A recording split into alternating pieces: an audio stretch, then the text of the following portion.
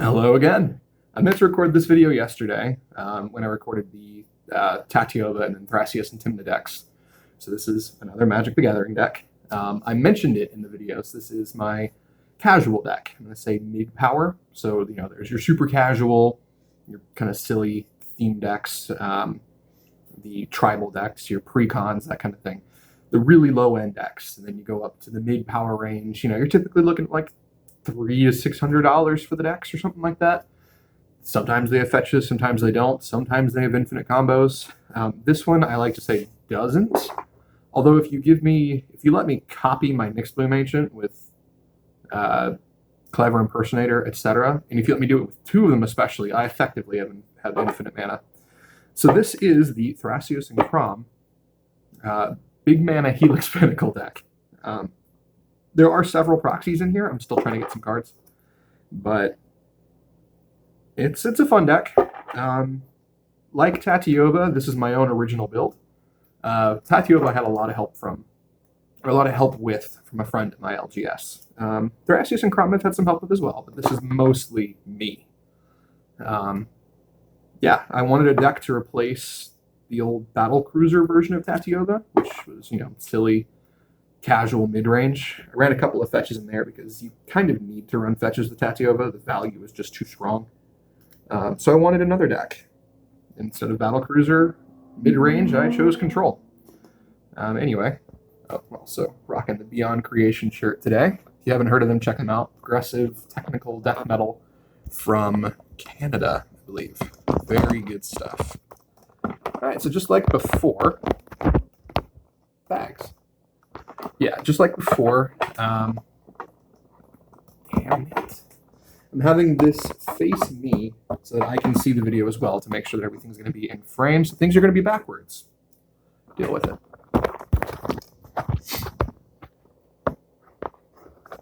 All right, let's get started. Seems like a decent enough picture, right? Whatever. All right.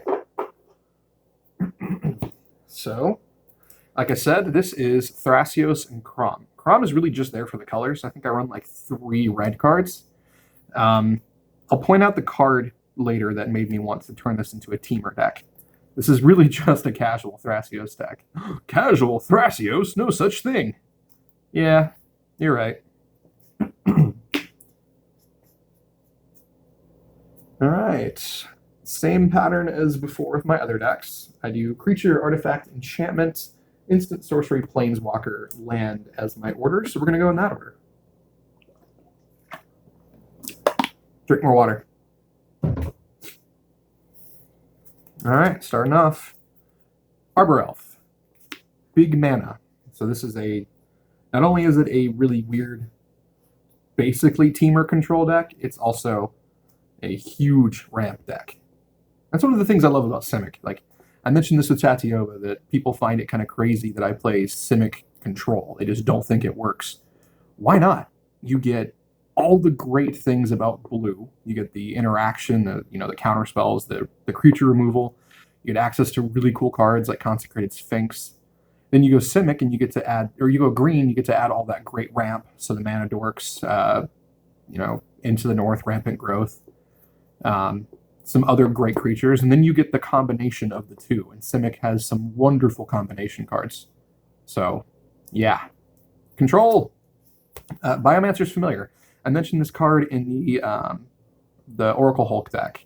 It's Training Grounds on a creature, so activated abilities of creatures you control cost 2 less. That's wonderful for Thrasios. The point of this deck is draw, land, pass, and spend your mana on counter spells, spend your mana digging at the end of the last opponent's turn, using your mana to draw cards with Thrasios, put lands into play. Very slow deck, but again, that's control for you. Birds of Paradise. That foil Boreal Druid from my Sisay video. These things were like $20, at least when I got it. It's only had 1 printing, so. Clever Impersonator. Elvish Mystic. Eternal Witness. The absolute best art for Fog Bank, Dinosaurs. I do run Fog Bank and Guard Gomazoa. Just this is a deck that doesn't have a whole lot of creatures, and most of them are kind of small, so I need some defense. Findhorn Elves, again the Guard Gomazoa. First of my proxies, Hydra Broodmaster, which is one of the win cons.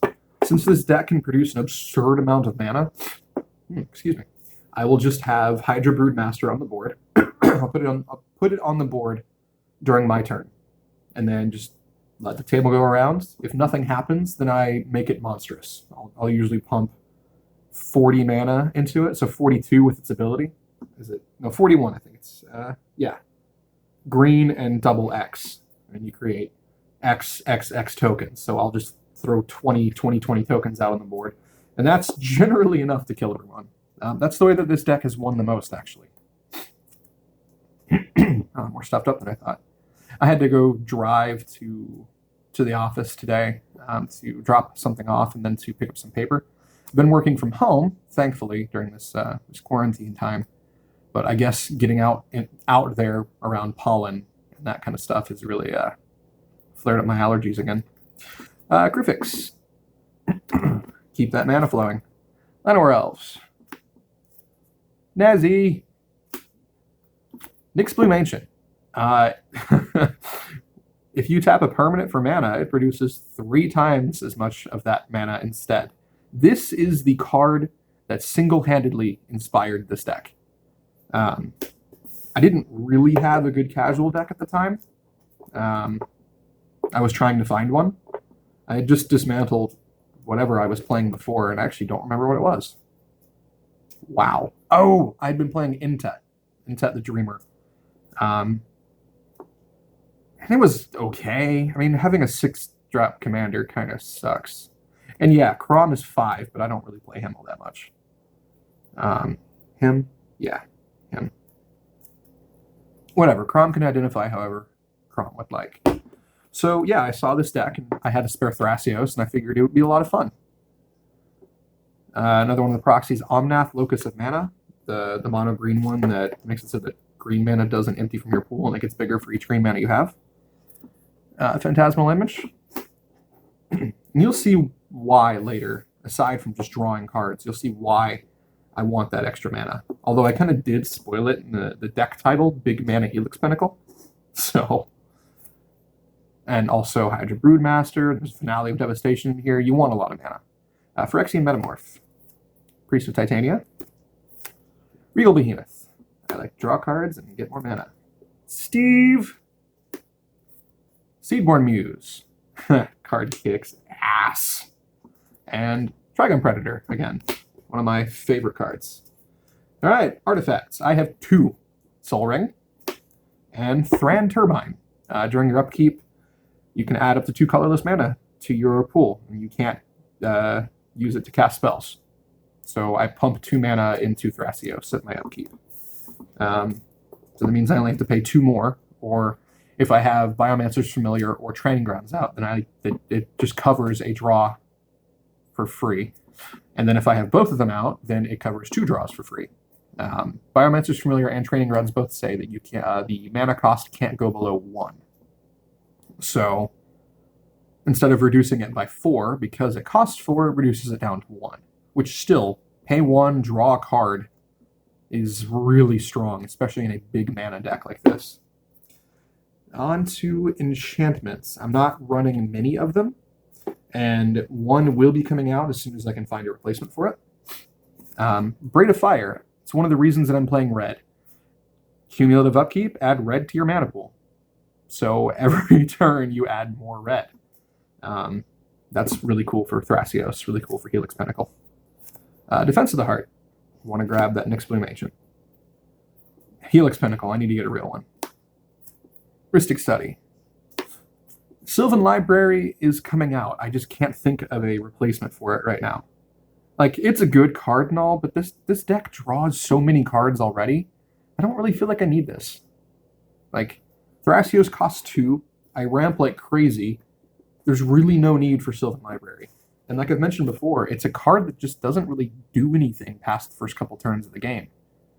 And when you're playing Sylvan Library, it is definitely smart, while you have some life to spare, to just take all the cards.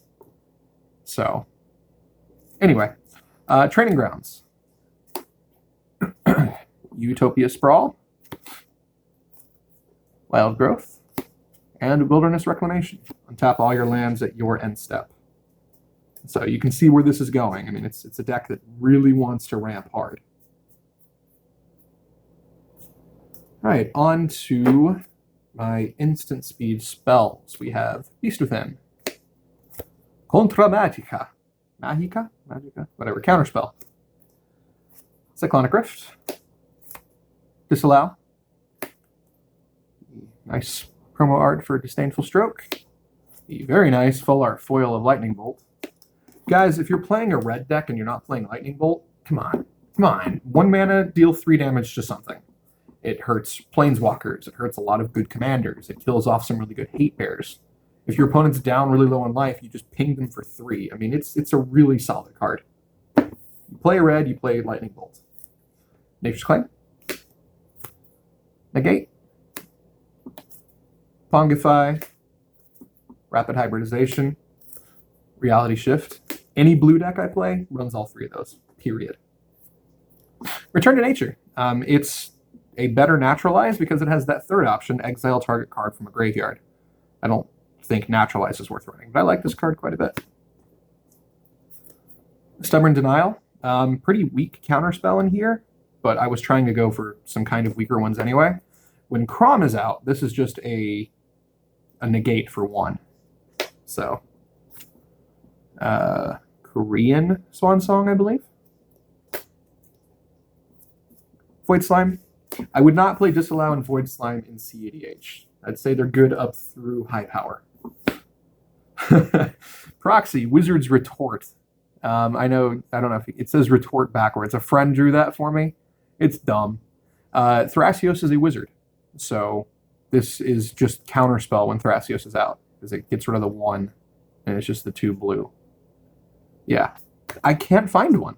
Like, I've been looking at my LGS, they just don't have any in stock. I have several boxes full of Magic cards, but I don't want to go digging through all of them. I know I have a Wizard's Retort in there somewhere, or at least I should, but I'm just not going to go searching through a bunch of bulk commons and stuff. Lastly, Worldly Tutor. Apologize again, I'm quite stuffed up. Sorceries. Oh yeah, this deck runs, I'm pretty sure it's 8 counterspells.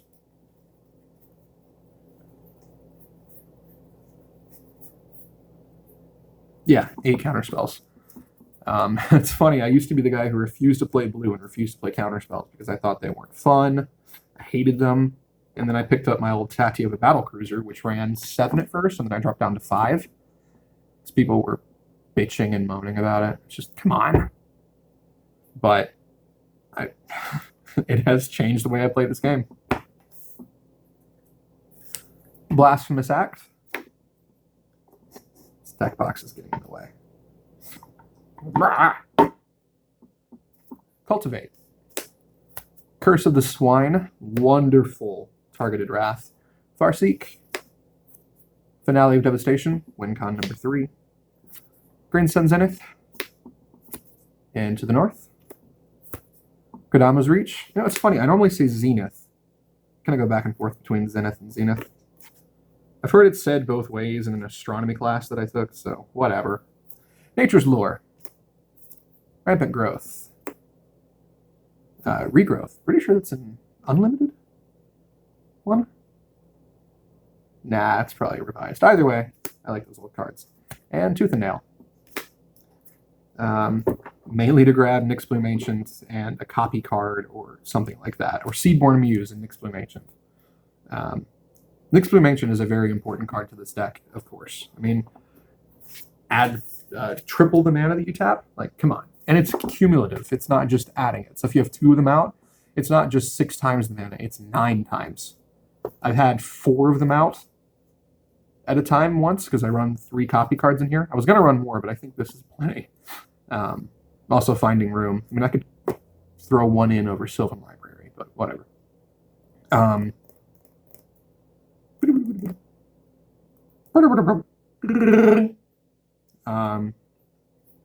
Yeah, there was a turn where I produced 2,200 mana. It all turned into colorless because I had Crufix out. I put 100 of it on Helix Pinnacle, and 2,100 into Hydra Broodmaster because I had a green untapped somewhere. And this is at the end of the last opponent's turn before me. So I won big time because they didn't get rid of Helix Pinnacle. Granted, it's kind of hard to get rid of because it has Shroud and it's an enchantment. And a lot of casual players don't run removal, and it's even harder to find mass removal for things like Helix Pinnacle. I've always wanted a Helix Pinnacle deck, and I'm so happy that I have one. Alchemist Refuge. Ancient Tomb. The Refuge is very important because, especially with Seedborn Muse, I'm constantly drawing cards off of Thrasios. Like, if I have Seedborn Muse out, at the end of each opponent's turn, I'm going to draw some cards. Or put lands into play. So if I get Alchemist Refuge out there, then, okay, that's cool. On the next turn, I'll be able to play it. So then I can flash in, Hydra Broodmaster or something crazy like that. Blighted Woodland. Breeding Pool. Cinderglade. Really looking forward to when they finish that that cycle. City Brass. Command Tower. There we go. I feel like I'm showing a lot of these kind of low. Exotic Orchard. Hinterland Harbor. Mana Confluence. Reflecting Pool. Reliquary Tower. Rootbound Crag. Scavenger Grounds, personal favorite. One of my personal favorite cards. It's a hidden tech, rare from Hour of Devastation. Enters untapped, it's a desert. Add colorless to your pool, or pay 2 tap and sacrifice a desert to exile all graveyards. Definitely a very strong card to have in any deck. Any deck that doesn't rely on the graveyard. So, I recommend you play it if you don't. Wow, I forgot how many forests I was running. Jeez. I'm running 9 forests. And they're snow covered so that I can play Into the North.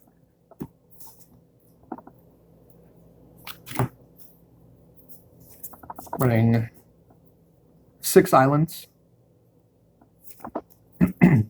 The way this deck works is I often use the green mana on my turn to cast spells, and then I leave the blue mana up. And I think that's a really good way to go for Simic control, Simic midrange, Simic anything. Spire Garden. Also can't wait for that cycle to be finished. Steam Vents. Stomping Ground. Yeah. Sulphur Falls. Strip Mine. Please run this card. If you don't have one, pick up a Ghost Quarter. Don't run the one that gives everybody lands. Please don't do that. That's really stupid. What is it, Field of Ruin or something? Don't do that. You don't want to give your opponents advantage. Ghost Quarter isn't really giving them advantage. I mean, yeah, you're getting rid of a land and they're getting one in return, but they're also getting rid of one of, their own. Strip Mine is the best way to go. They're relatively cheap. They're like, I don't know, $14, $15, $16, $17, something like that. At least run a Ghost Quarter. I can't tell you how many decks I see that don't run some kind of land removal. I don't care if it's taboo. You got to get rid of that Nykthos. You're not going to see Cradle too much in, casual, but you've got to get rid of that Nykthos or those other, maybe you're a combat deck and someone has a Maze of Ith. Maybe somebody has one of those lands from the Ixalan block that, the enchantments that turn into lands. Like, come on. Itlamok, Cradle of the Sun. Yeah, come on.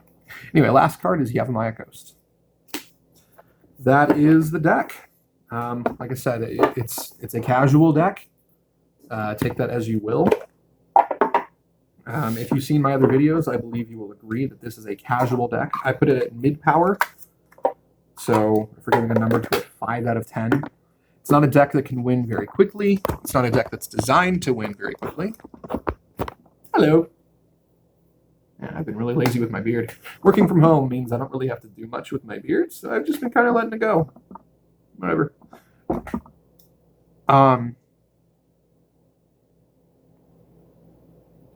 Yeah. So I was talking about power levels. I highly recommend checking out the Commander tier list on Tapped Out.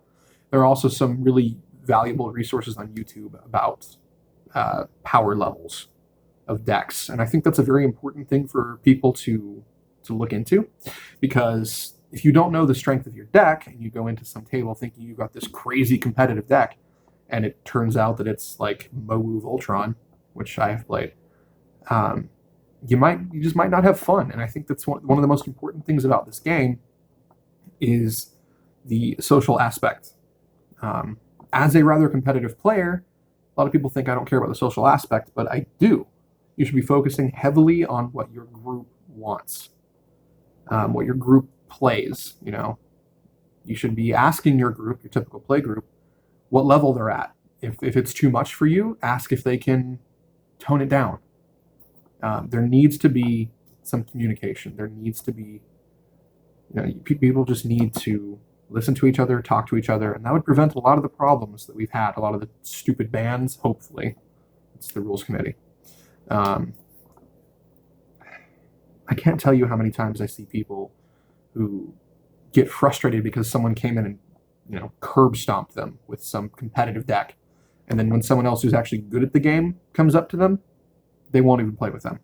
They just want to go and destroy newbies. So, yeah. Learn the power of your deck. Learn where you are. And try to make sure you're playing to the power of your group.